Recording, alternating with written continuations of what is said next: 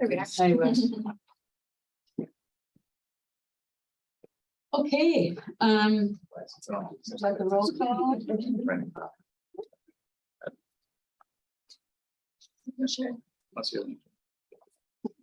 Is there a motion to approve the minutes of the August 16th and September 20th meetings? Are there something from August 16th? I don't have the August 16th. I thought I had them on my file, but I didn't have time to do those. Okay, no, I think we've got the September the September 20th 20th, and I guess the notes from the October 18th from public info meeting. I don't know if we need to approve that or not, but In just the September. okay. Is there a motion to approve the September 20th meeting I'll move to approve. minutes? Is there a second? Second. Any changes or additions? All in favor, say aye. Alright. Opposed? Minutes are approved. Next item is an appearance by David Molenhoff. Is he? He's not coming. No, he's not coming. After I published the agenda, Dan said he will make it. Oh, So, okay. yeah. All right, then we'll move on. We have no unfinished business. Pardon? Oh, yeah, I guess we don't have public appearances. I'm sorry. Or we do have his, but not yours. Okay, Rick? Just a few comments. I was very pleased to see when we did the survey, how many people seem to care about the house. So there is sort of a depth of interest in preserving that house. So I was glad the survey kind of quantified that a little bit. I think that's a good base to build on. In terms of demolition by neglect, I think there is an issue. I think the report that Graf and Isthmus did kind of talks about a few items that should be addressed. If you look at page 40, there's a particular issue with the water damage to the basement. And a lot of that is because of the grade, that negative grade towards the house from the driveway side, and the walls are pulling away from the house. So there are at least 3 different spots where water's getting into the basement and causing some damage to the concrete block foundation. And I think simple diversion techniques can be applied, especially towards that negative grade. And I know there are some very real pressures on the Monona's budget, and I know that public funding from the city has been stated it's not likely to be applied to this project. But I do think it's reasonable to keep yourself open to the possibility that there would be private funding available, and that the committee and the city should stay open to that possibility. And I'd be glad to work with Andrew or Friends of San Damiano to really explore the potential for private fundraising on that regard. Thank you. Thank you. No unfinished business. Under new business, item A, discussion of public survey results and the public information meeting. So Dan, are you going to lead this, or Jake? Yeah, so in your packet, you kind of have our agenda and then the MSA meeting minutes from our last meeting, that kind of Cliff Notes version, along with a summary of this month's meeting agenda, and then we get to kind of the meat and potatoes of the actual comments from the meeting itself for people that were there in person, and then the digital survey results as well. So I think from there, overall, personally, I was happy with the amount of feedback that we got on the digital survey. I thought that was a good response rate. And certainly a lot of Manila participation. So that was my comment on that. I think the response was quite high, wasn't it, Yeah. for a survey of this type? You're 1,700 people. And you figure a household of 3, but some households, 2 adults will take the survey. So I think you can say that you've reached out to possibly 3,000 households. Or 3,000 individuals. 1,600 households. Oh, okay, yeah.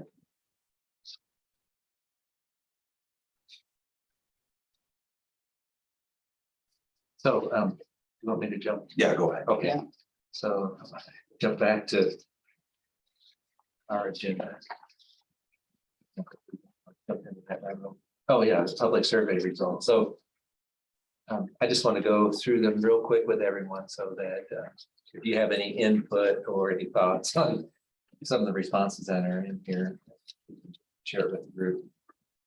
So the first ones are, just the typical ones we asked about, the demographics, so we get a better understanding of who took the survey. So there was definitely an older crowd for this survey, starting from 40 on up to 61 plus. So that will show up in kind of your park planning and the elements, in the facility.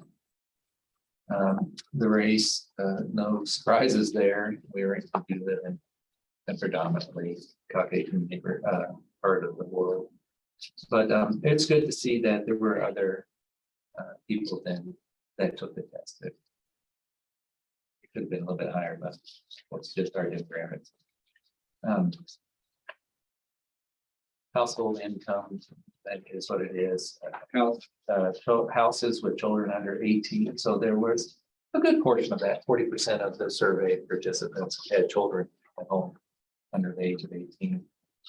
So families, which can help determine some kid age things that might want to be in the park. Then they listed the age, so it's pretty well spread from babies all the way up to teenagers in the survey. And then households with older individuals in the household, and there were 30% of the participants were in that age 65 or older. So again, there was an older age group that predominantly took the I would have survey. to check. Monona, was known fairly recently as like the oldest community in Dane County. Really? And I don't know what the current numbers are, but I know we've had quite a few other people move out, but Mhm. anyway. Meaning the average The average age, age. the oldest, yeah. Anyway, Which kind of is, it is a nice place to retire, and that's why it rates up high like that. yeah, And typically when we're out on the outskirts of cities, we find the younger demographics because the new homes, more affordable neighborhoods, things sort of thing. Most of the participants were residents of the city of Monona, but you can see there's 27% were residents of the city of Madison. So then I suspect the neighboring property, the neighboring communities in Madison, we take the survey, which is good because it butts right up next to Madison neighborhoods. And then there was some people that resided in Dane County that took the survey, and then 24 responses from outside of the Dane County area, which was interesting. Some even in Illinois. We've had surveys for people from California, but they'll say, used to live here, Oh, yeah. and then they'll read the newspaper and then they'll see that there's a survey and they take the survey. We threw this question out there so that you can, in the future, talk about partnering and funding, and that is, do you own a business in Monona, Madison, or Dane County, so that it has some potential partners out there funding park elements. So majority of the people that took the survey don't own businesses. They primarily work at other businesses. But then that was a follow-up question. If you owned a business, would you be interested in contributing to the improvements to the park? So there were a few people, and that's 28 responses said yes. So there's some opportunity out there that there's businesses that might support funding support to the development of the property. So this question 13 really gets into the meat of the site and the feelings that people have for the site. So first statement was the people's familiarity with the site. And we've talked about this all along and since the beginning of the project, that people didn't go to the site. They were afraid to go on the property, number one. But through the outreach that you've done with the beer gardens and those other types of events, people are starting to visit the property. And of the visitors to the site, 382 have toured the house. So that's helpful in some further questions in the survey. But 79% of the people that took the survey visited the property. So that still leaves an opening of 21% of the people that took this haven't been on the property. Yeah.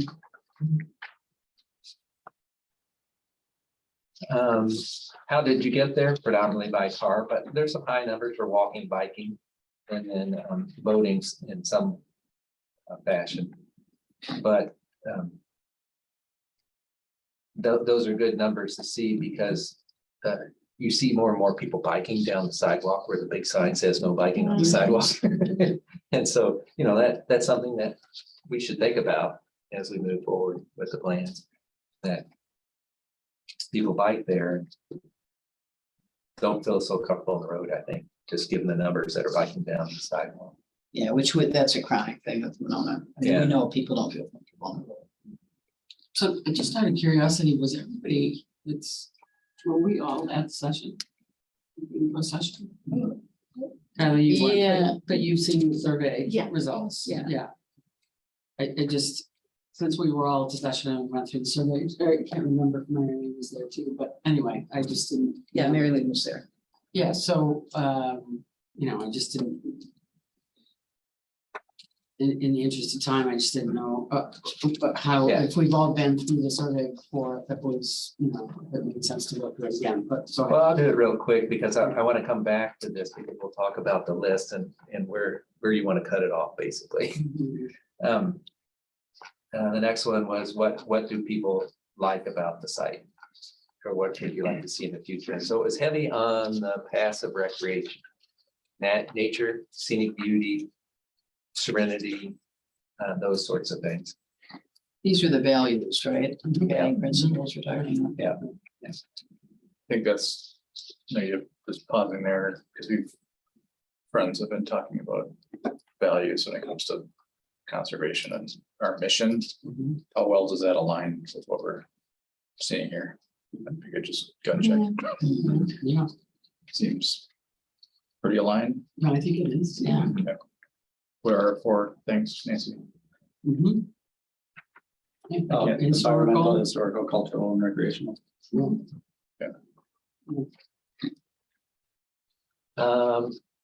The hot topic in the survey is how important is the Alice House? And the way that it kind of reads, it's about a 50-50 split on it's somewhat important to not as important. The way that it's kind of, you know, it's pretty balanced there. In terms of the property, not including the house, do you support making any changes to the property? And again, this one was surprising that it's about 50-50 changes to not making very many changes. So we've got our work cut out for it because it's not swaying heavily one way or the other. And I don't know if it's really clear what they mean by changes either.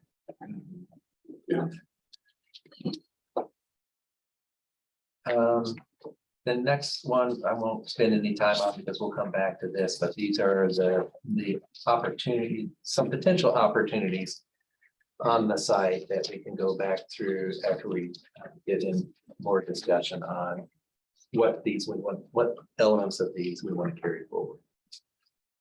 Based on the survey using the survey to help us out with that. So that kind of goes through question 21, all the way through 21 to the end. So we do have the comments. Did we send those to you? You mean from the people who spoke? Yeah, No, we did well, we get- have there's comments in the survey that people Yeah. filled out. So it's quite a few pages. Yeah. So I don't And think I it wasn't think- included in the packet. wasn't in this packet, No. but everyone had access to the We did send it survey to them. results to Yeah. view all the comments. So there's a lot of comments in there, so if you want Yeah. to read through them. there's some good stuff.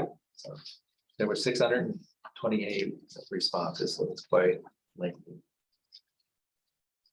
But I just wanted to go back through the survey so that we're all on board with what's in there, because again, we'll come back to it and talk to it here a little bit later. As Jake mentioned, the public information meeting notes are in here. It was a really, there were some really good responses there. You know, there was one kind of issue, but it wasn't big, a bad issue. And if you talk to that individual afterwards, he had some good ideas. It's just the way the presentation was. Yeah. So I didn't see any negativity there. In the public. I'm curious, what about the Post-its that were on the boards? Mhm. We didn't get anything about those. Oh, we've taken pictures, so I'll get those to Jake. I thought we sent those to you. I think that'd be useful information to have too. Yeah.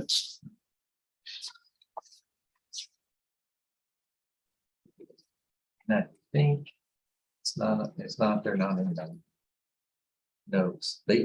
Hannah put them down in note form, so we can get that to you too, Oh, in like okay. a Word document.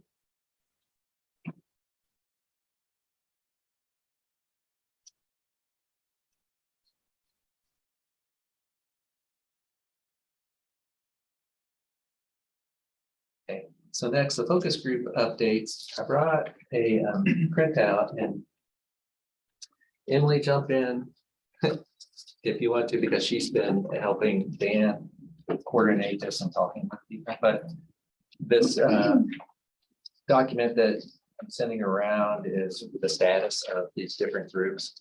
So we did meet with the friends last week at the community center. So the notes are in the packet here as well, I think.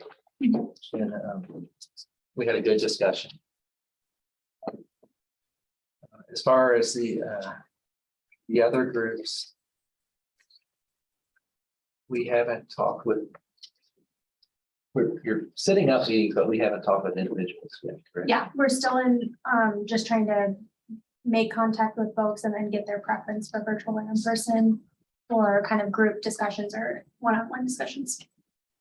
And right, as it sits now, it seems like most people are more comfortable with the one-on-one, and instead of trying to form groups with these different organizations. So I don't think it's bad if they won't.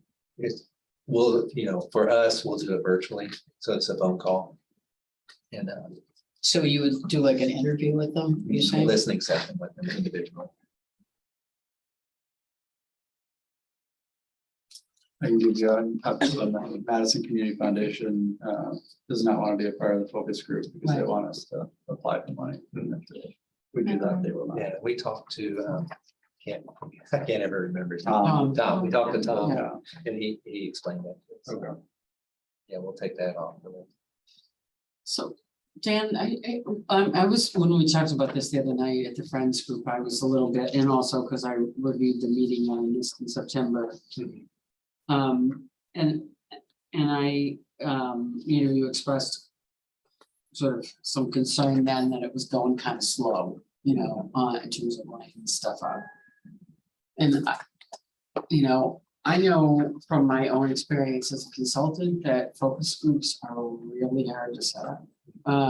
Because you're asking for people's time, and typically, you're either remunerating them for that time or you're providing food or both, just to get them there, right? Exactly. So I recognize that it's really hard, and I just know in terms of my, the way I operate with, whether it's on interviews or focus groups or other things, the way I typically operate is that the client is the one that digs out the names, if you will, in the organizations that are the best people to contact in the organization. And then the organization actually sends a letter goes out from the organization, either from the president of the board or the executive director or both, basically saying to provide some gravitas to the task.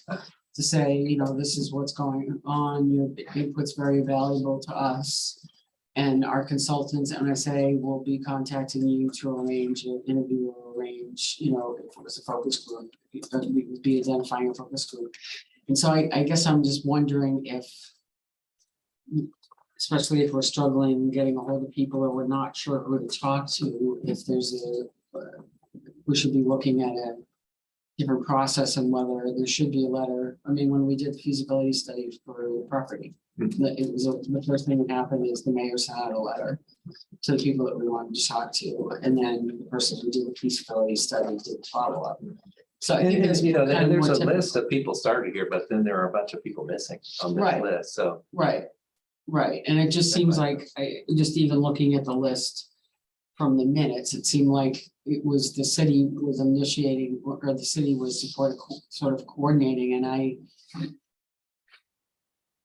mean, I know what Jake's schedule is right now, which is off the charts crazy as usual, and we're all really tight on time, you know, because but it just seems like starting with, and maybe some of us could help identify the right people in each of these schools to reach out to, because it's not necessarily that they would personally, you know, I mean, in some cases, you know, if we know somebody that we definitely want to talk to at the schools, let's say, or at the urban league or whatever, that would be one thing. But typically what the letter says is something to the effect of, you know, we want, not as in you personally, but your organization's input. And, you know, if you could make yourself available or somebody who in your organization that you would recommend. So that, again, that it's, you know, if they can't do it, there's somebody else. And I'm seeing Wes is already putting some names. You know, that might be where we could be helpful, but it just seems like something either comes from the mayor or comes from the mayor and Andy. And, you know, if it's coming from this, if this project is being generated from the steering committee, but definitely either way, the mayor, it seems like drafting some sort of a letter that would be, again, give it some gravitas would probably help us along. Not that you're not important, or, you know, you Yeah. carry weight, but And it's, you know, we're open to however people want to, we can have virtual meetings. We can do in-person meetings, or we can have one-on-one phone calls. So we can leave it open to the individuals. And it might be because you've got some people on the list that are more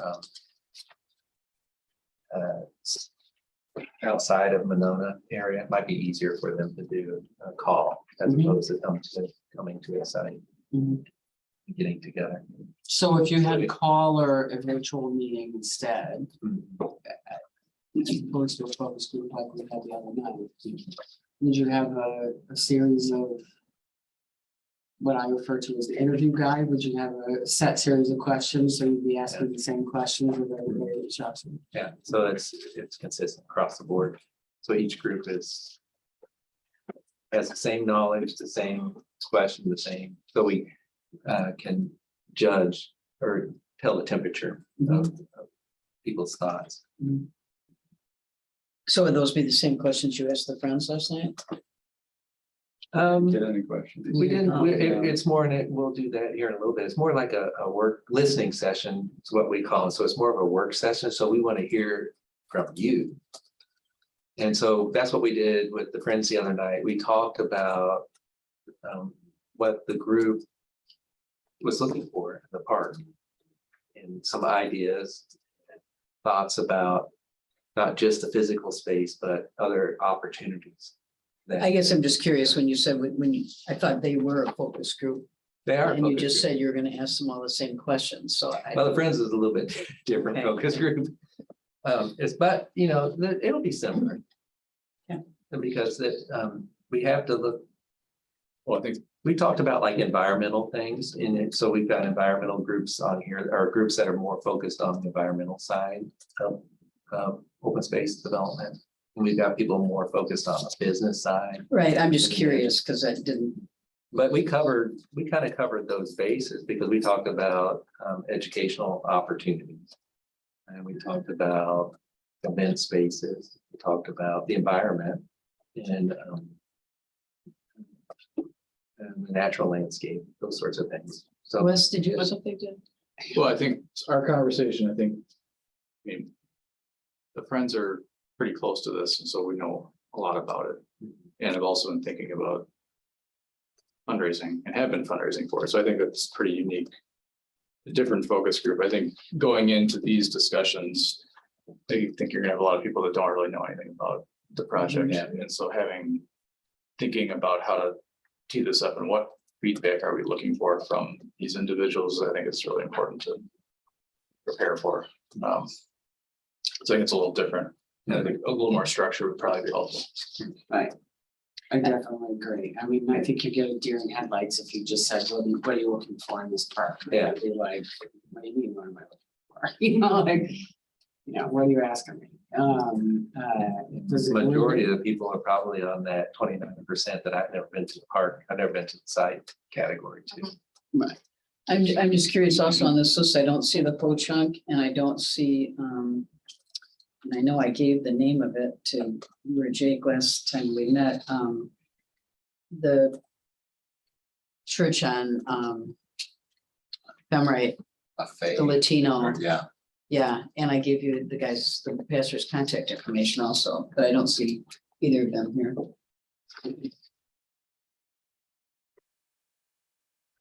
Is it Casa de Fe? Maybe, seems Yeah. Pedro Ruiz, I think. And I know, I mean, at least he has told me several times, just via email, that he's very interested in being involved in Monona, so I would think we might get a response.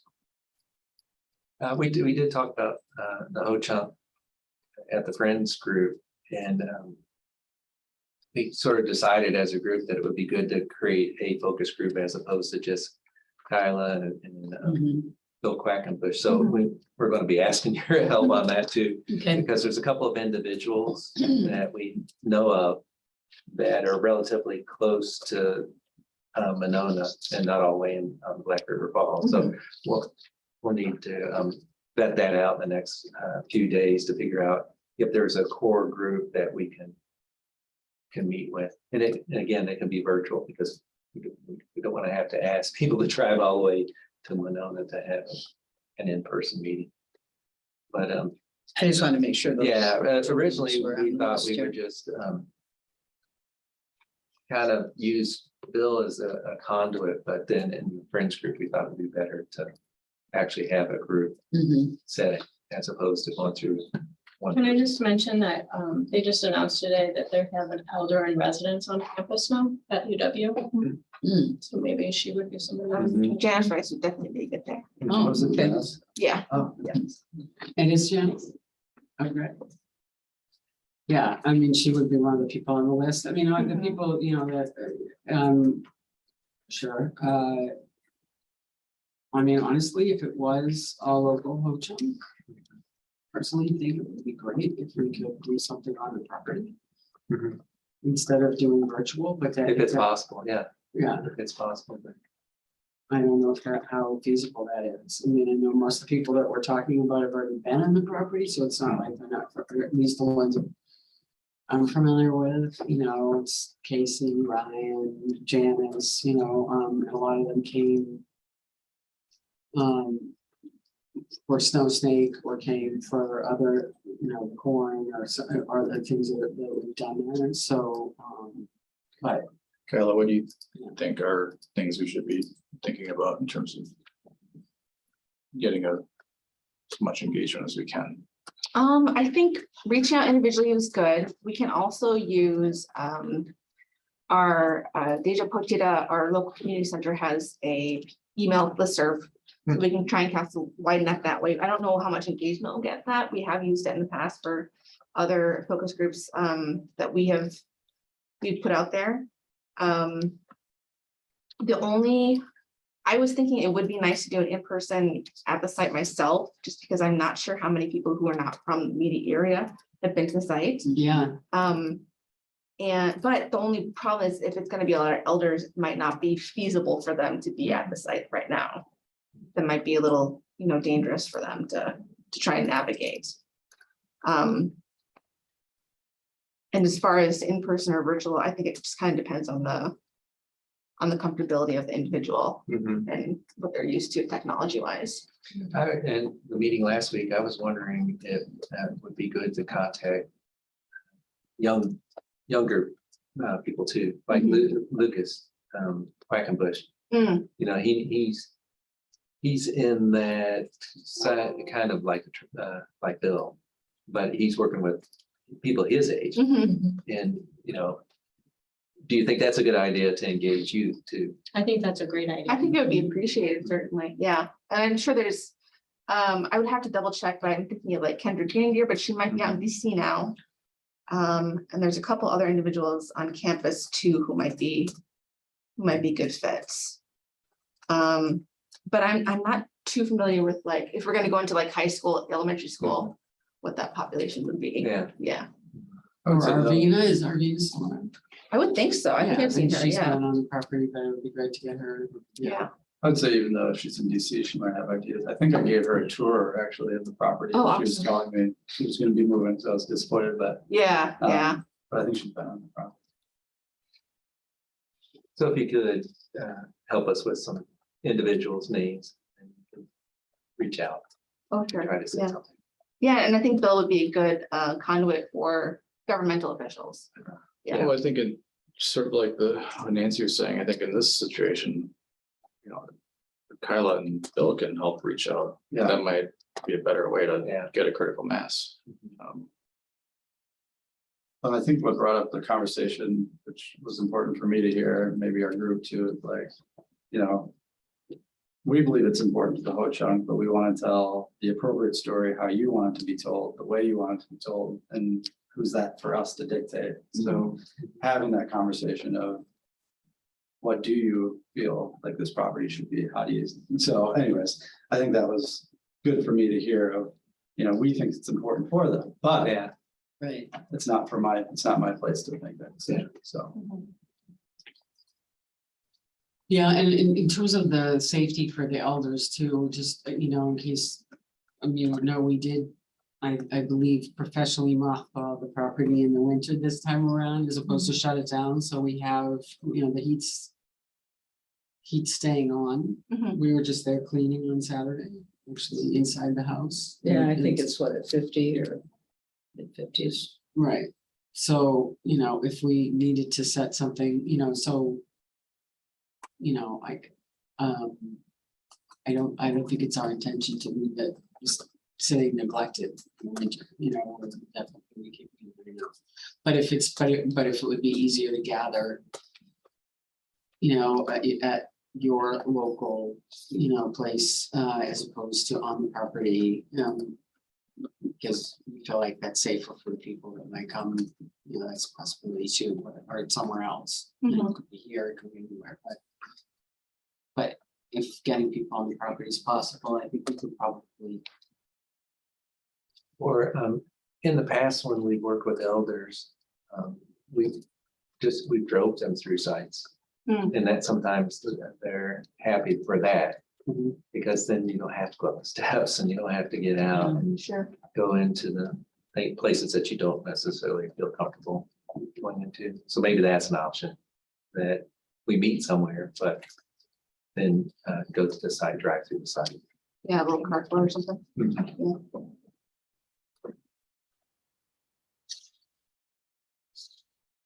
So I guess we'll keep moving forward with reaching out to these groups and, So with Yeah. how do you feel about then sending out a letter or some type of? I think that's a good idea. Someone like to draft it. I could draft something, whatever. So what's the deadline for this?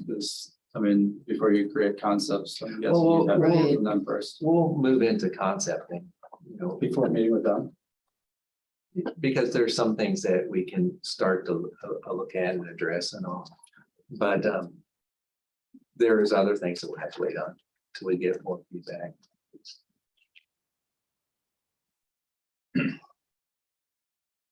So if the mayor is drafting a letter, are you, at this point, are you looking for,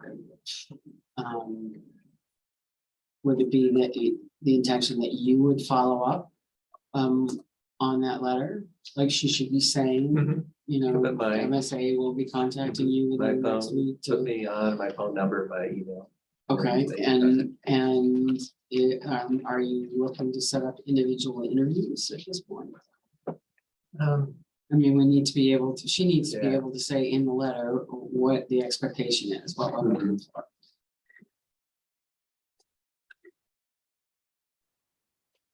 Well, maybe we can say group or an individual representative. You've actually talked with some people, and I just don't know what the temperature is on people coming in and getting to an in-person meeting. I'm sorry. I don't know what the temperature is. Emily has spoke with some people. I don't know what their temperature is on actually coming in to a meeting. I don't know if they're willing to do that. So Emily, which color? So seems like some people are close to having lined up. So I actually just spoke with the Four Lakes Yacht Club as I was getting in the car to drive here. They're interested, they're happy to do an in-person group or meet virtually or have like a one-on-one call. I just told them we're still in the planning phase, we'll follow up, but they were down to do either. Just out kind of curiosity, who did you speak with? Eric, Um, he said he was like an outgoing member of the board, and so he was gonna make sure to include one or two other people that are Okay. gonna be on the board the following year. You sure that wasn't the Lake Winona Sailing Club? Because the Lake Winona Sailing Club, Eric is the past president. That's Chuck Howdy. This was, Well, it's the Chuck's listed here, but but Eric has been the primary, I mean, I toured him on the property, so, and he's been the president, so, I'm pretty sure it was Four Lakes. It was also Eric spelled like yeah, it's It's- the same person that's Oh. been on it. Sailing Okay. Club. Both. Maybe he could be without, yeah. Yeah. And then I also spoke with Slow Girl Cycles on the phone yesterday, similar situation where he seemed interested in kind of either or, and that we would just follow up when we had more information. I spoke with the Madison BIPOC Birding Group, a representative from their organization. I believe his name was Dan. He was someone who wanted to do a virtual kind of one-on-one call, mostly because he's recovering from COVID or from long COVID. And he just thought that would be easier for him. And then I believe that was most of the folks that I spoke with on the phone recently in the past week. I called the Alice Elementary School, but I called them during when all the kids were getting picked up. So Oh, I need to call them back tomorrow morning. Yeah, so the yellow and the green on the chart. The yellow is virtual, so they don't want to come to a meeting. The green is they will come to an in-person meeting or virtual.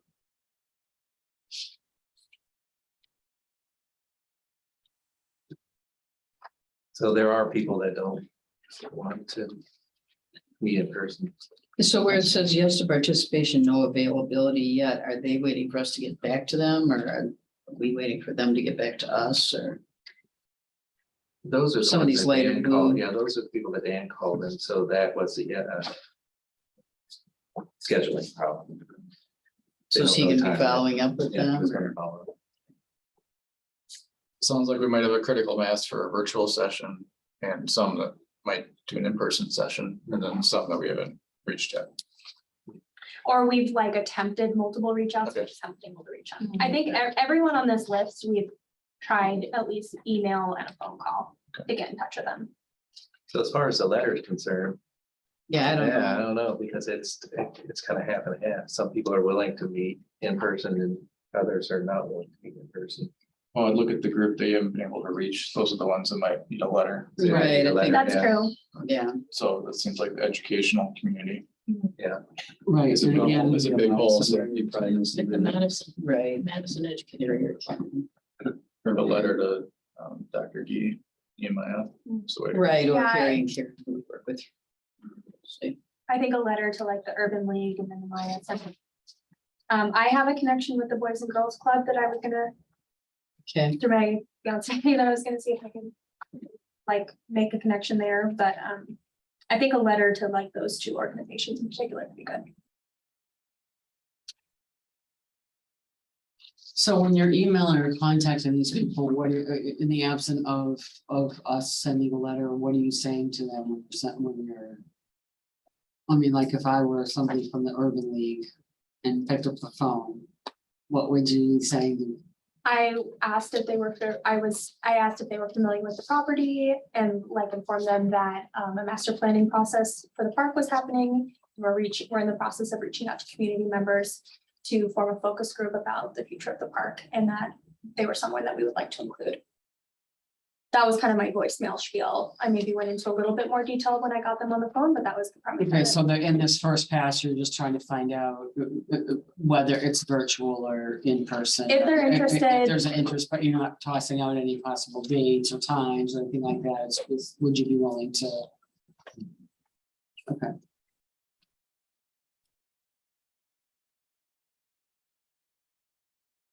so I'm assuming I will do this letter and it will say that you will be following up. Mhm.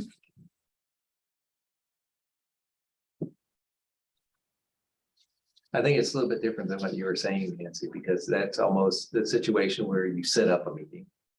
And you set up a time. Is that what you've done? Well, if I'm setting up interviews, it says, that somebody, that one of our consultants from the Conservation Consulting Group, Nancy or David, will be contacting you, or in most of the cases, it's me, Nancy will be contacting you. Set up an interview at a time that's convenient. If you're not interested in being interviewed, please just hit reply all and we'll take you off the list. If you are interested, Nancy will be contacting you to set up something that's convenient in your schedule within the next week. So it's one right after another, and and same thing with focus groups. It's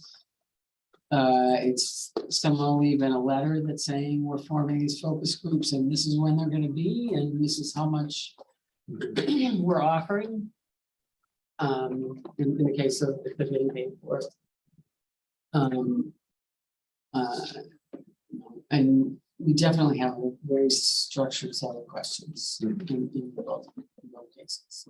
Seems like you're in process here of identifying. Yeah. Participants, so I just keep going and schedule it. I think some thought needs to be put into the whole chunk group and with Kyla on that approach. And I think that one is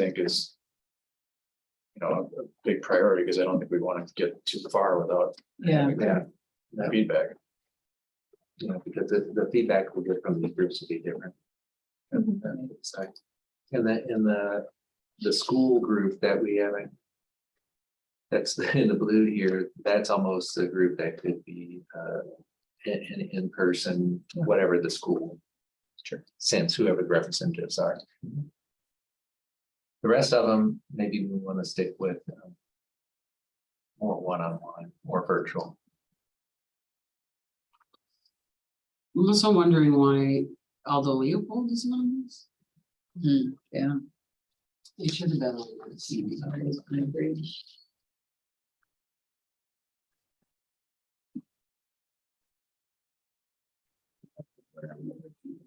And I'm pretty sure that we had MSCR on the list too.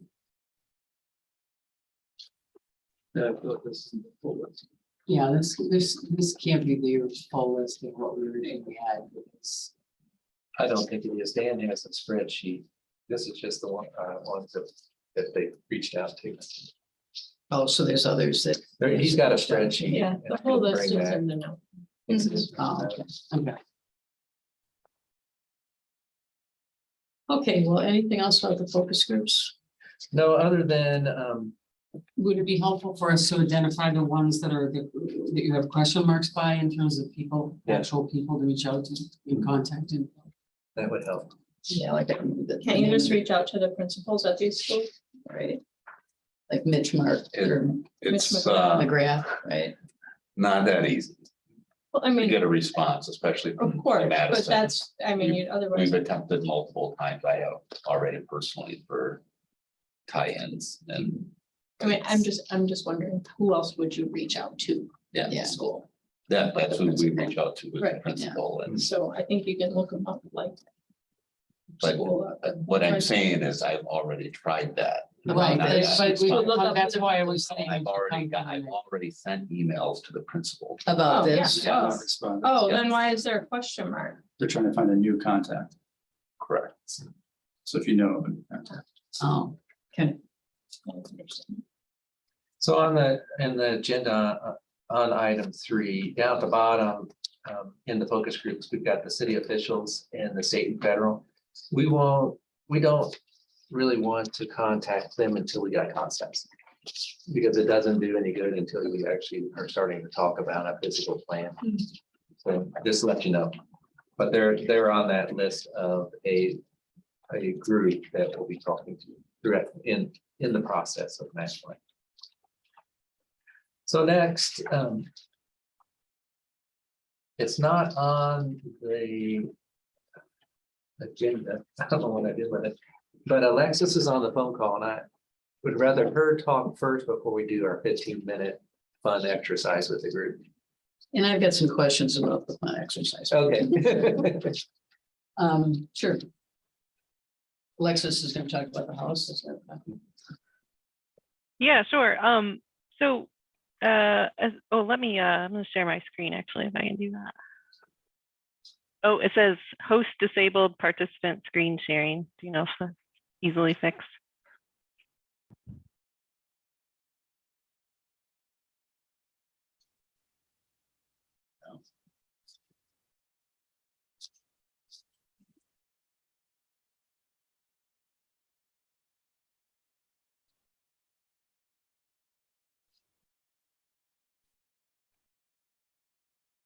Oh, I think it's letting me.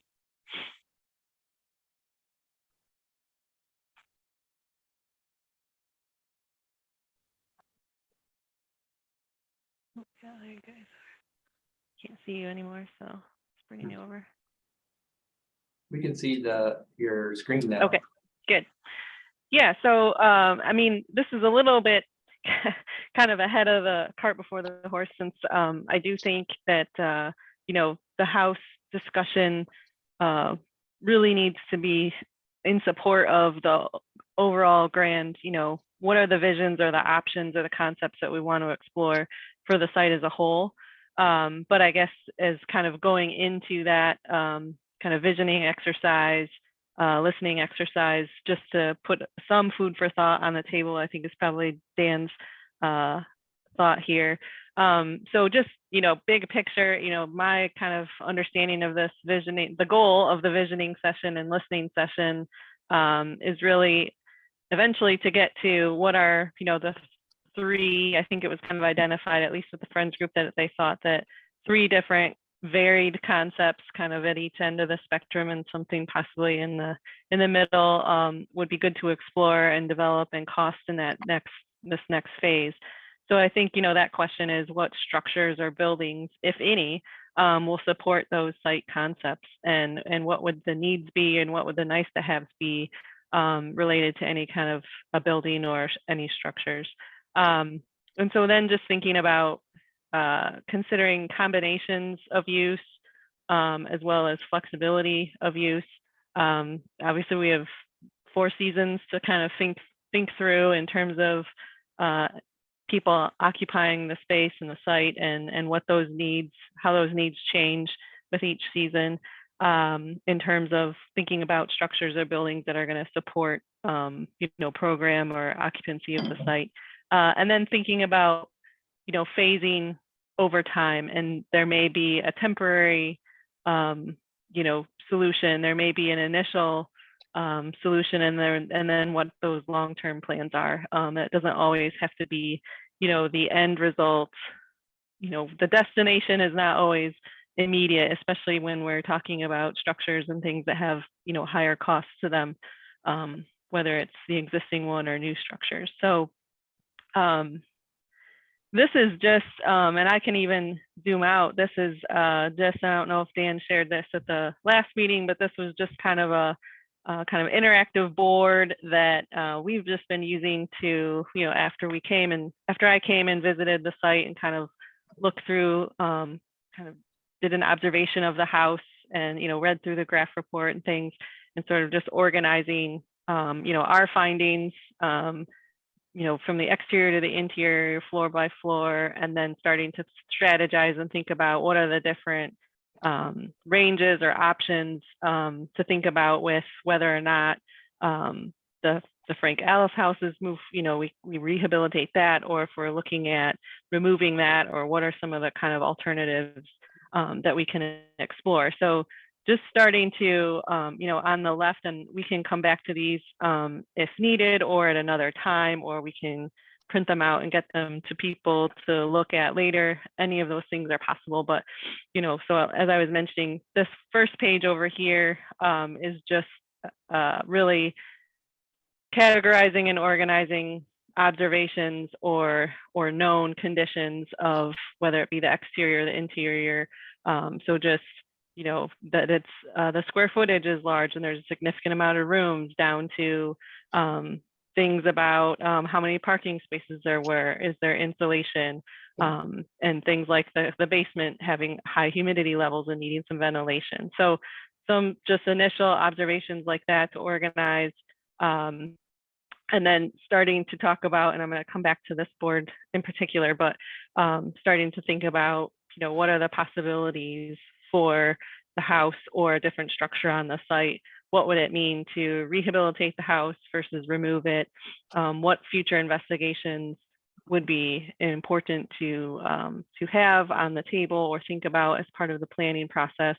And then if you were to inhabit or rehabilitate the existing house, based on those conditions that are observable and known, as well as sort of the vision and the program of where you want to go, what would you need to do and consider for the house? So thinking about, life safety and code issues, or weatherproofing the enclosure, accessibility, and then certainly layout and function of the space.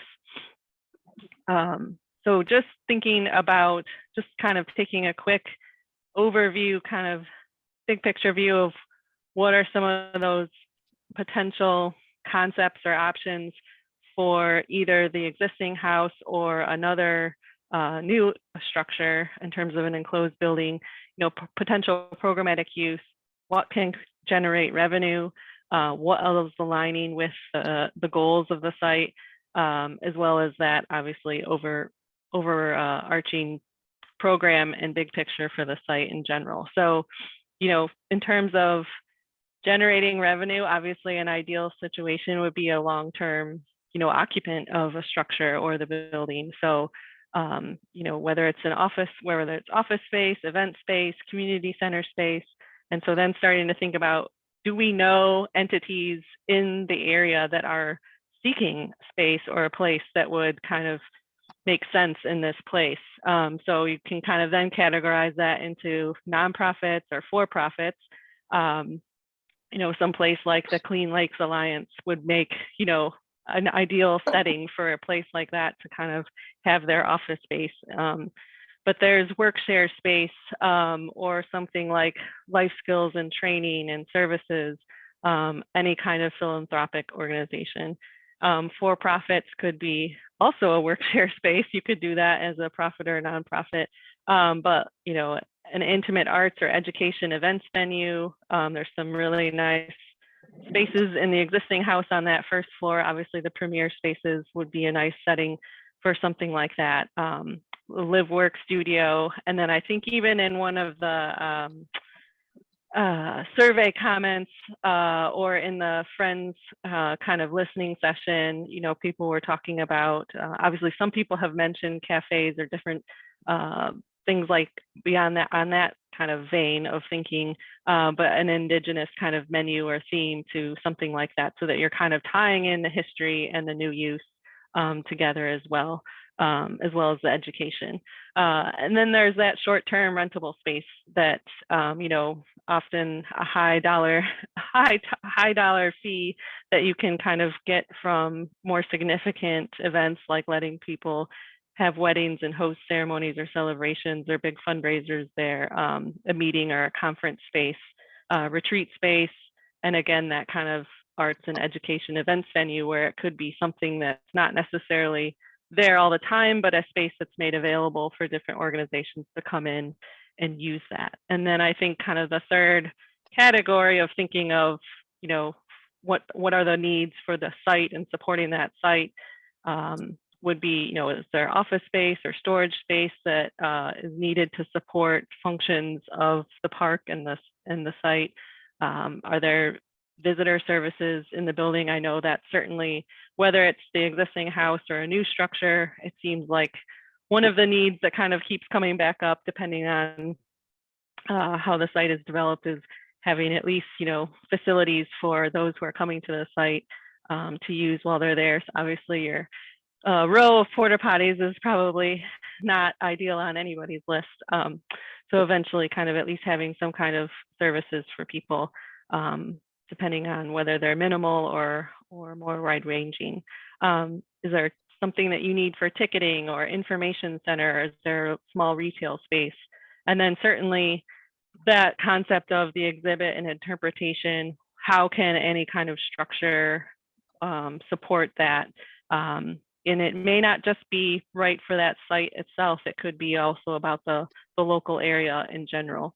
And then there's that bigger concept of a cultural education center that may be something that's more permanent in the space and is more that kind of destination space. But obviously I kind of put it over to so it's colored green as someone that's in the space in a longer term or more permanent nature, but because it's not necessarily sort of bridging that line of a nonprofit versus just supporting the programming or education of the rest of the park. So, and then, thinking about the cost differences, whether you're going to rehabilitate the house, obviously on everybody's mind are first and foremost those first cost items. So, life safety, accessibility, at least on the first floor, program and making it functional again, just on that first floor. I think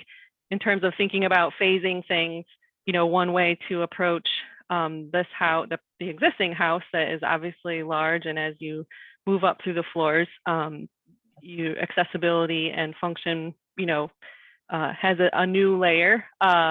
One phasing strategy would be that and funding strategy is you're just activating that first floor. That's the only floor that you're rehabilitating in a first phase, the only place you're really occupying. But then weatherproofing items, and then if you are going to phase something, future phase scope, and certainly then the maintenance with any building that you have going forward in terms of, the roof and the systems and wear and tear and things like that, versus removal of the home. Obviously, the existing house, we would have the cost for the demo in terms of the tear down, any environmental work, removing the foundation or filling it in, and any other kind of site impacts that would come with doing something like that. And then certainly if we're needing another structure or new structures, that the cost for that or the impact that they might have to the site. And then I think one kind of alternative, concept could be, if we're starting to think about, start going down, or one of the concepts is exploring removing the house as part of the overall concept for the site or the park. Another alternative approach may be to kind of think about ghosting or interpreting the significant concepts of the existing house to carry that forward in a different way.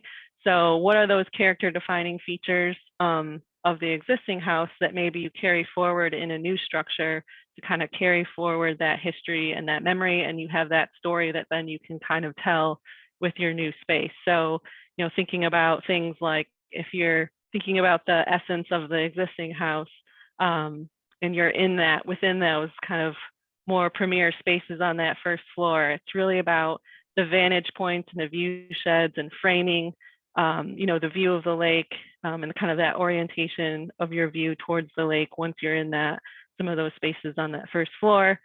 There's certainly that mix of private and social space that Frank Alice kind of designed within the home for himself for his own private space, but also to be an entertainer.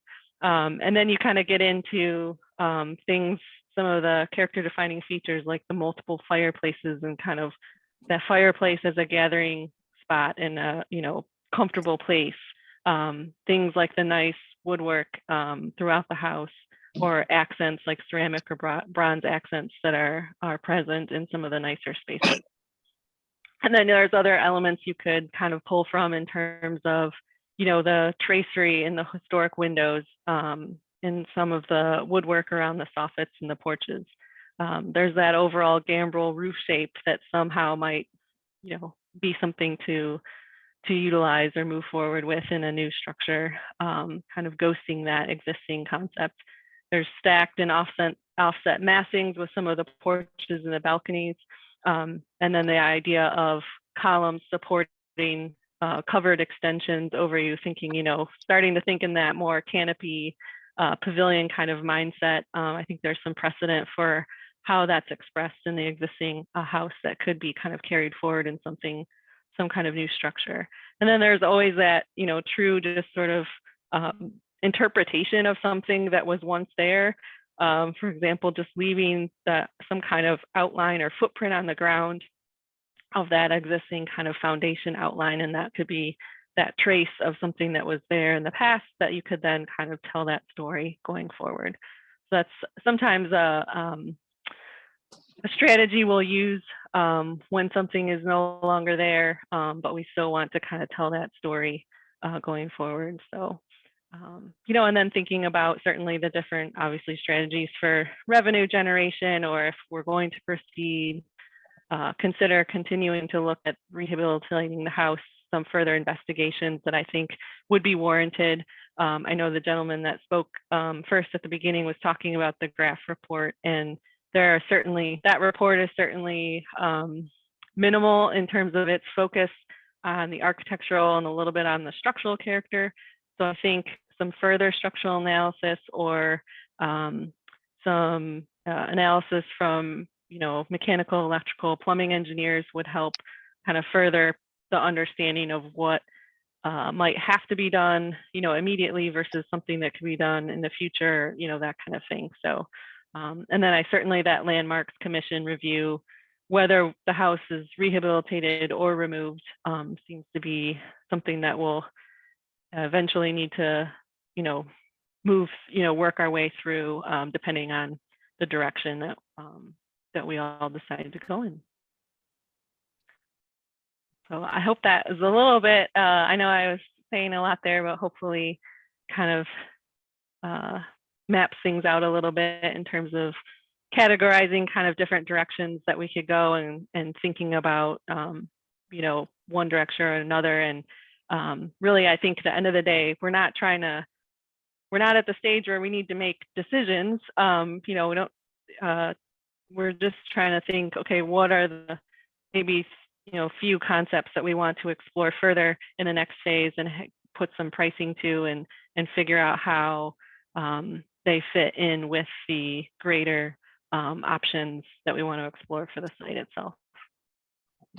Alexis, can you just, by intimate arts, do you just mean like smaller arts? Yeah, exactly. Yes. Yeah. I wasn't sure what you meant by intimate arts. Good question. Fair. Yeah, I think we'll figure out a better word for that, so we don't get people thinking anything inappropriate. Yes. No. Just thinking of that. Space to the left when you come into the first floor, with the fireplace kind of centrally located in that kind of grand parlor space. I guess it probably would have been. That's a large enough space that you could put some seating and have a small,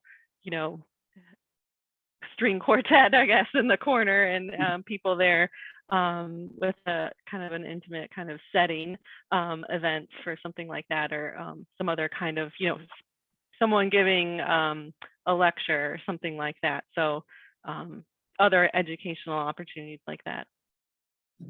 Mhm. Thank you. Does anybody else have any other questions? I think this is helpful. I think it'd be good if we could have printouts or. Yeah. For sure. See the digital version of the slides. Yeah, and this is actually interactive in the sense that if we wanted, we can even, I believe, invite, we wouldn't want to be going out to the public with something like this, but, if it's something that we want the steering committee to all be able to kind of, because really what it is, it's literally just, Post-it notes. So you can just kind of put things there and then type your thoughts and move things around. But that would be the more interactive version, which is totally fine if that's helpful, kind of, it's the version of a sticky note on a board in a room kind of thing. But certainly I think we can get some, PDF copies of these to just distribute as well. Okay. And then if people want to mark up or have thoughts or questions or comments, at this point, all of that's where we are in the stage of things, I think, is to collect everybody's thoughts, make sure, is there something that we didn't think of yet? And that's kind of why you see some blank ones here, is just to kind of continue the thought process moving forward. And I think as we dive into the kind of thoughts about the site in general and programming of the park, and I think, that will certainly start to push some thoughts backwards in terms of what are those needs and things for support from any kind of structures. Well, one thing I just want to add is that I see Clean Lakes Alliance coming up, and I just don't want anybody to count on them.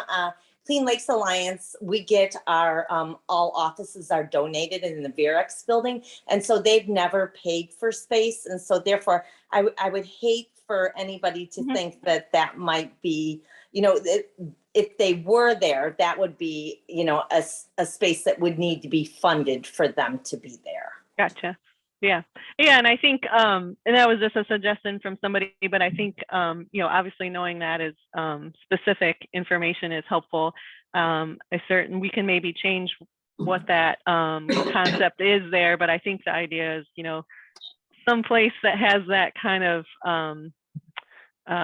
mission and values and kind of setting that kind of befits the setting that we have to offer. So it's kind of finding that right fit tenant that this space would make sense for them, and this location within the city, and in terms of the environment and the landscape.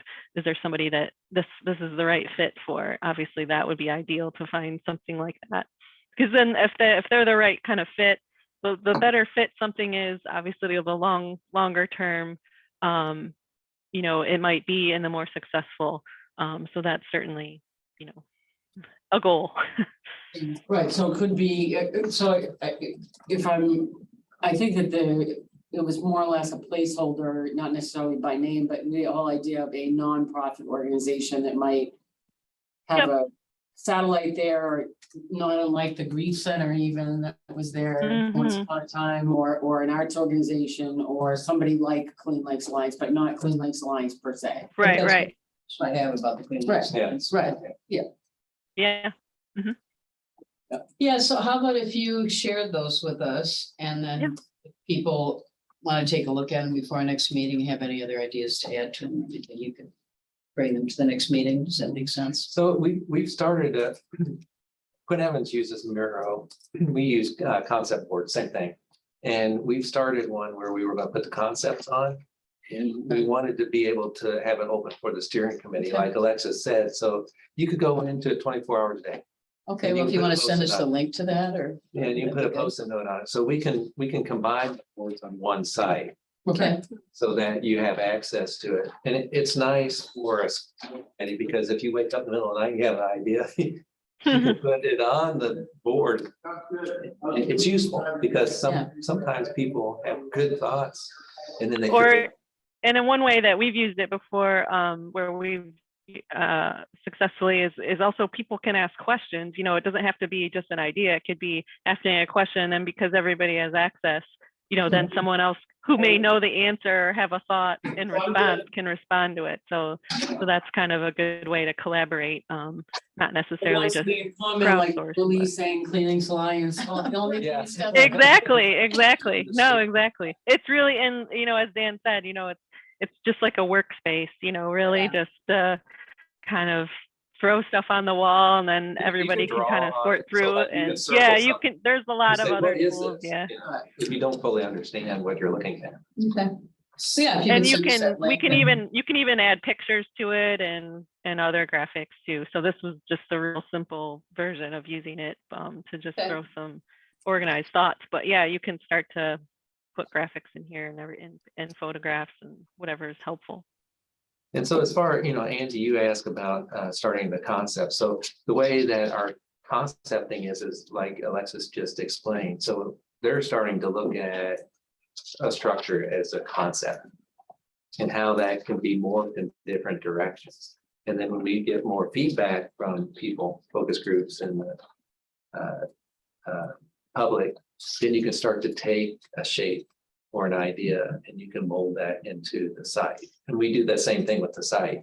We start to read the surveys and all and hear different aspects of what people would like to see.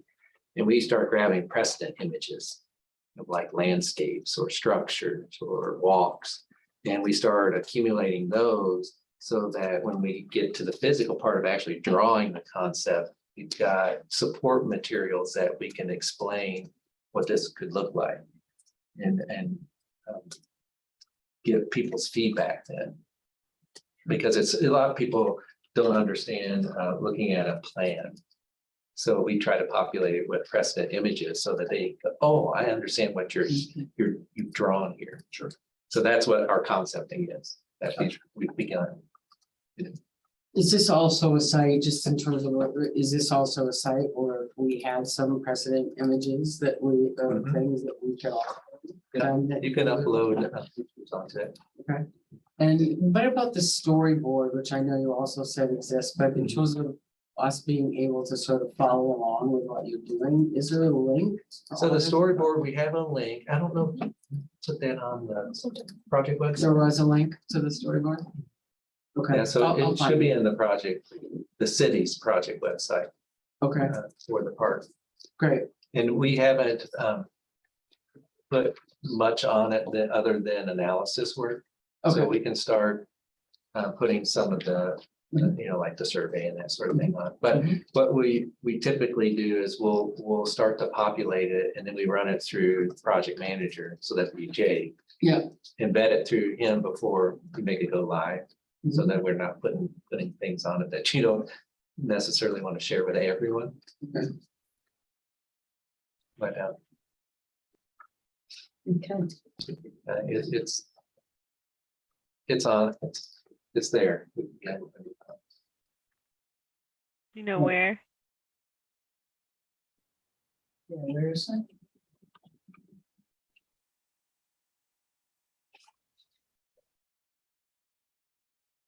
Just go back.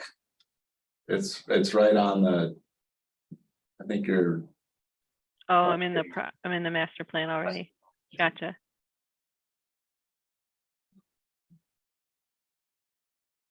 right there. Yeah, Okay. that's it. It's just moving slow. So you can pan through it. It does do it. We have some photographs and they're geolocated on it, so it might populate more photos because it's winter time. People can go in Yeah. and do a virtual tour and remember what it looked like in the summertime. It's good to see that winter too. Yeah. Okay. Anything else for Alexis? No, that's it. Thank you. Thank you. Yeah. Thanks, Alexis. Yeah. So the 15-minute exercise, Mayor, you had a question. Well, I guess, is this basically focused on us coming up with the things we'd like you to focus on in terms of the phases? No, Or no, rather our input about what we'd like to see there, because I frankly don't think that's appropriate. okay, That we're acting as another focus group, really. so you don't want to, we thought that this was another focus group that would be. I guess I Big just idea. feel that I think maybe other people are thinking about this differently, but I see our role as sort of coordinating the master planning and evaluating the input we're getting from everyone else. I don't know if I'm just afraid if we start giving our input, we'll get all wrapped up in what we want to do and Yeah. not. No, I You know, understand. So I don't know how other people feel about that. If someone else feels that they'd rather give, they'd like to give input, that's. I thought we were a focus group. I thought that's what we decided on. I mean, you have some friends, members, Some and people they, have they're given a input, focus right? group, and they. give Right. input. But, it's whatever the comfort of this. Yeah, committee is. what are other people think?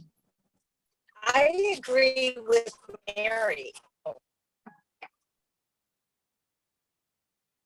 Yeah, I agree with Mary. I think that we are a steering committee. We work to take the information from our, go a plan forward. I did not think that our personal inputs were really, were not what I expected to be doing.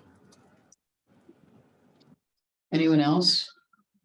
Yeah, I guess I agree with Mary too, that, although, I'm always happy to give my opinion. Yeah, right, And did, I mean, I did the survey. right, Um, yeah, But yeah, I guess it does feel like we'd maybe be putting our thumb on the scale a little bit more than is appropriate. I mean, well, To me, it's a timing question. I think we don't have the feedback from our focus groups. Everyone to be weighing in on direction at this point.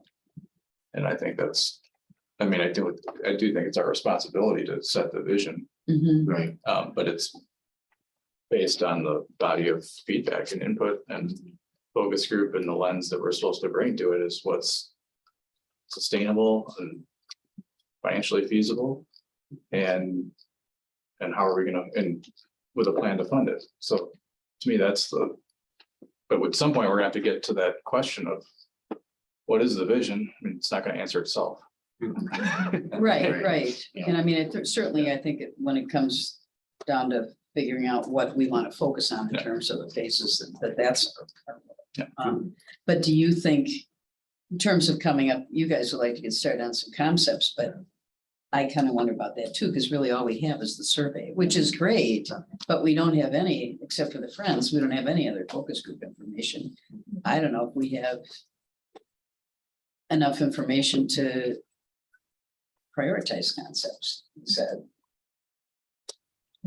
I agree with you. I haven't even put any thought into what I would want to see. I've just completely kept that out of my brain entirely, just to, because I just kind of view myself as a facilitator to bring people together. So I don't think I would even be very helpful. No. Yeah, I guess, that's where, when I hear Mary Lee and Mayor, when you said, well, I don't think I'm here to give my personal opinion, I guess I wasn't thinking of anybody in this group,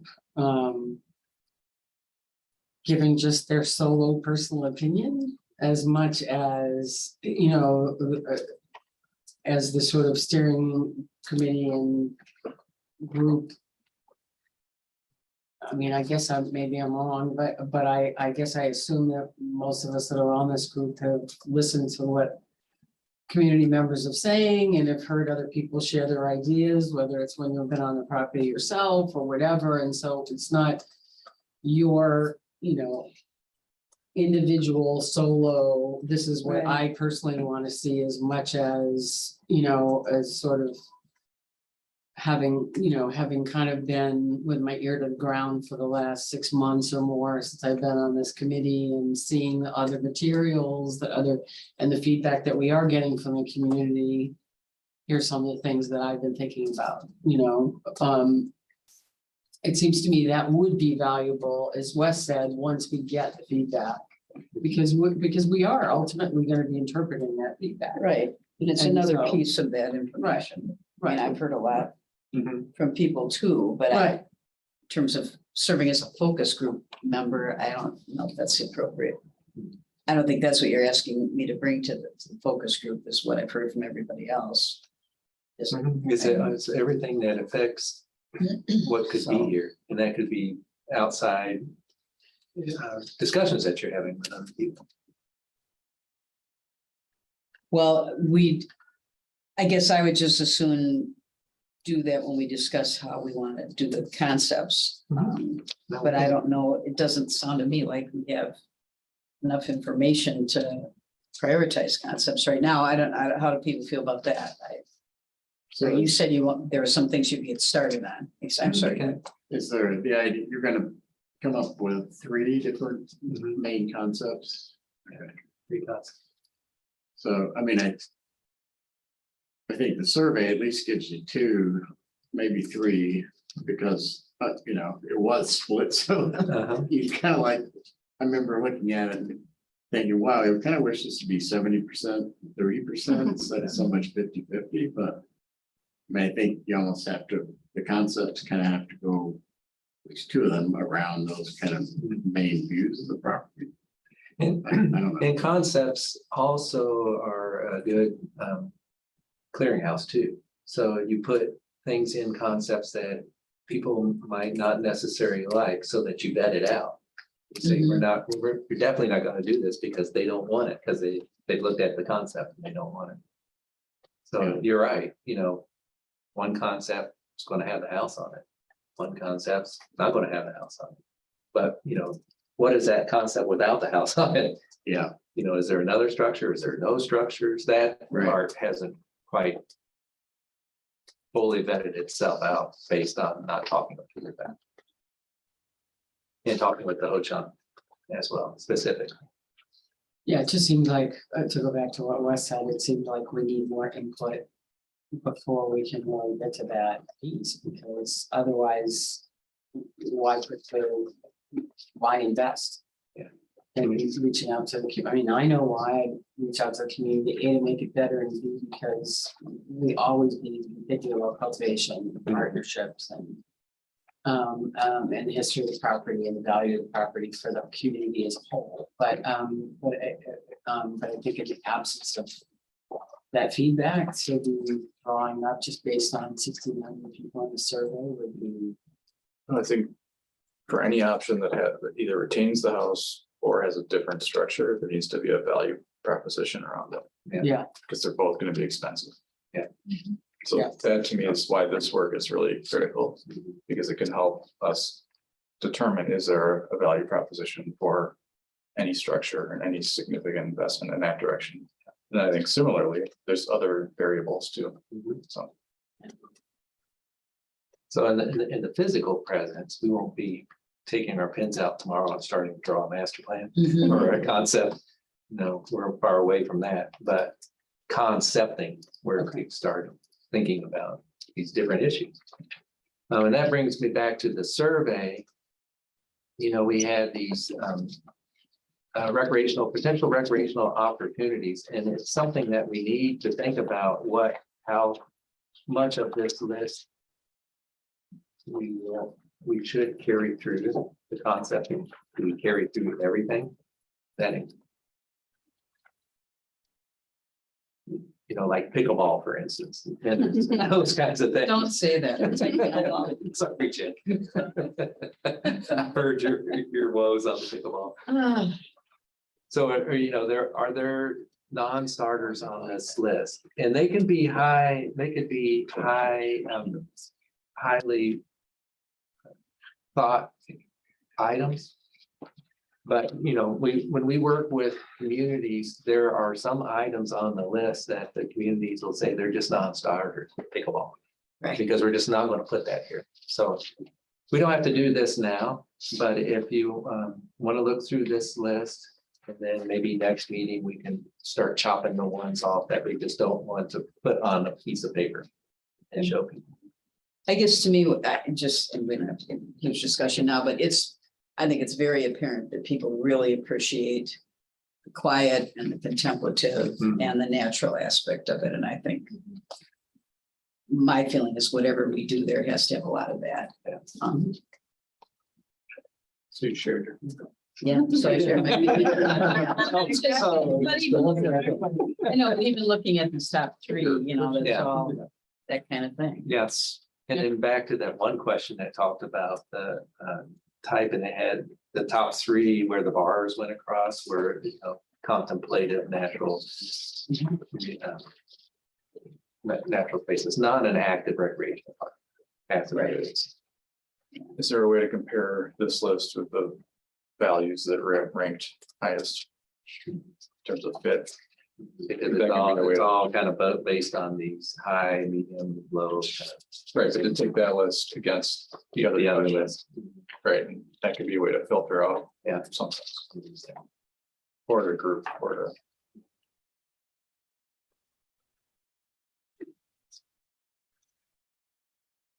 So that was really, you know, other than the imagining discussion, we'll table that for concept. Thank you. That's all we have for. I guess the next, unless anybody's anything else, the last thing we have was reported activities that send on that, but Parks and Rec and the Friends, I know you guys had a cleanup day last weekend. Cleanup day last weekend and. Did you have a very good turnout for that? Unfortunately, we weren't able to make it. It was a small but mighty group. I mean, we didn't do a big, huge organization broadcast. It was more about community, pretty much cleaned up the first floor, dusting and sweeping, working on some more carpeting, and I'm on the second floor. First and second floor. And also cleaned up along the waterfront where I brushed that Jake had already just cleared already Well, they cut, but down along the waterfront and we put that all up on the waterfront. Kicked off a fundraising campaign Yeah. for the end of the year, hoping to raise another 55,000 before the end of the year. We have a $15,000 matching pool. So that's hopefully how we'll end of the year in success. awesome. So Where is the match coming from? it's a pool of individuals. A variety of individuals. Yeah. Okay. If you get our communications, it names a few of them. And looking What? at contributing. I mean, it's like the traders and the. It's nothing like secretive or anything. No, It's it's like, I'm gonna bore everything. There were a few that are anonymous and then then the Travers are in there again. And Dean and the Ann. Bulls. Okay. Sorry, I didn't mean to make it. Everybody's on our mailing list, I think.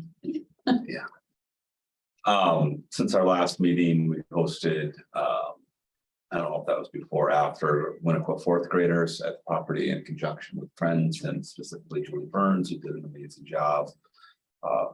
The whole fourth grade group from Winnequa came up and we had different stations within the property, including house tour. Bill Quackenbush was there. We led a group with the Park and Rec on a scavenger hunt, so we got a really good interest there. We held our annual Halloween spectacular up at the property on Friday, the 28th. And so that was pretty cool. 150 kids, so there was 500 people there. Good exposure to the property. Were they all in that center area or were they running around the rest? We had our like spook, so we had like a live family band doing. Yeah. Next to the haunted house.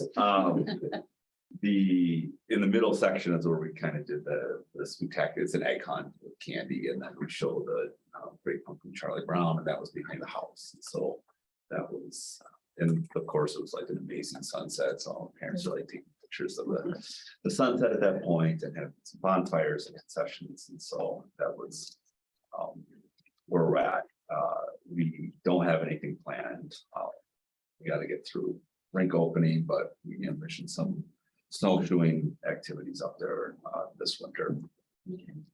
I forgot, sorry, Juju's Playhouse also did something in early October. I forgot that we had this info session. I think they had 40 families, so maybe about 50, 60 individuals there, and they did a house tour and educational purpose there.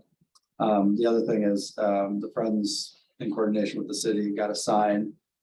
Just received word that that was done today, so we'll pick that up and then work on getting it installed. So it'll be a nice sign that kind of tells the timeline of what's happening on the property, master planning, provides QR code for people to kind of link in.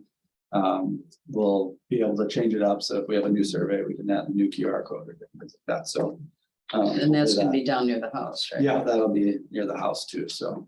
We'll be up there hopefully before the ground is frozen.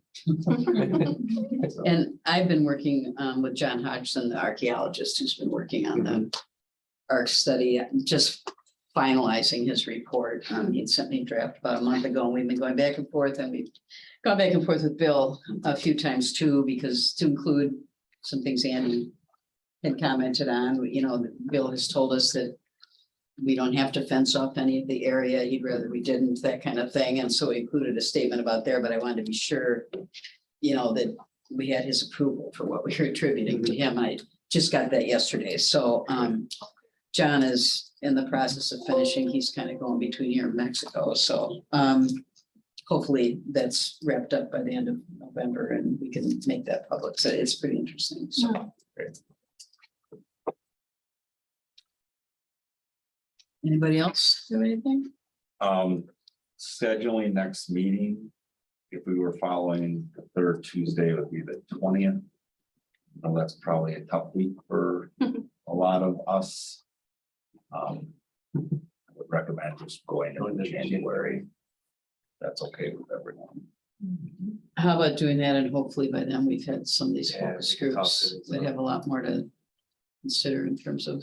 So the third Tuesday in January is the 17th, Well, that's which is a council. council night because of MLK Day. The 10th is park board.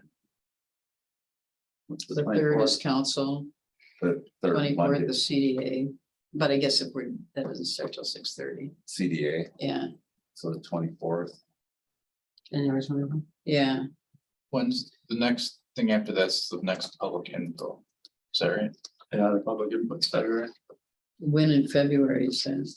Somehow. That's gonna have to get involved. Man, I may not speaking for you, but I'm assuming that's gonna have to get involved. You already have the dates on. I thought the sign is already dated then. Oh, is it? This No, I February was wouldn't. pushing You that said you back, could I change think. the QR code. Well, yeah. Bill sticker. Yeah, because you said the 17th doesn't work. That doesn't work. Unless we did it not on a Tuesday. Yeah. Does it work for anybody to do like a Wednesday or? Or earlier in the month, is that a problem? Yeah, that's what I was thinking. That would give you some. Like right now, the 4th or the 11th, I'm gone before. you're going the 4th, how about the 11th of January? Yeah. Kids joining. That's I can call fine. We had kids the other night. Bring them on. Yeah. We want their input too. Yeah. Yeah, Give it to you.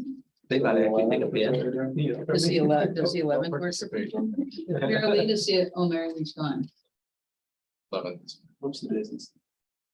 The 11th. Actually, no. I have a transit committee meeting that day that I can get Patrick to come. And is that? There's nothing going on there. 6 or 6? 6. Bus, the bus stop at the park. That's all right. I mean, I'm sure that we can. as long as Even if front it's, of- Or yeah, the or they transit can move committee their meeting. start to 6:30 too. Exactly. Yeah. So. Okay, why don't we go with the 11th and I will shoot Lee an email and just tell her and.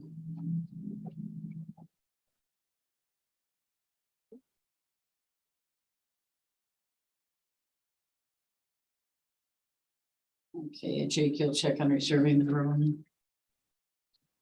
Yeah. Okay, anything else? So at that meeting, we're gonna have focus group feedback. And we'll talk about how to Kind of mold that prioritize the, into. Whatever options we'll take to the next public info session. And then also probably run a show for that. Cause we talked about wanting to put some upfront comments about sort of financial. More like where we are, in certain things and how we're, so you want to make a, are you saying you? I was just saying it that Worried we about that? we should. Just review run a show, an agenda item for January, should be to review how we're handling. Your executive intro meeting. present. Yeah. Okay, We- And again, if you need contacts for any of these lists or the full list, like you said, this obviously isn't the full list. As we talked about earlier, so if, if some of us need to, it would be helpful for anybody to dig out more contacts. And we have Dan has started a spreadsheet, so I can Okay. send Jake the spreadsheet. Okay. well, hopefully we'll have some more input to consider them too. Okay, is there a motion to adjourn?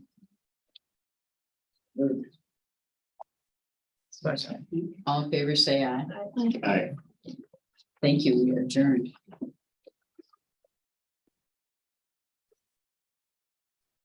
Yeah, because some of the groups, like for instance, MSCR, they came over like a year and a half ago and it was a particular person. So I know she's familiar with the property.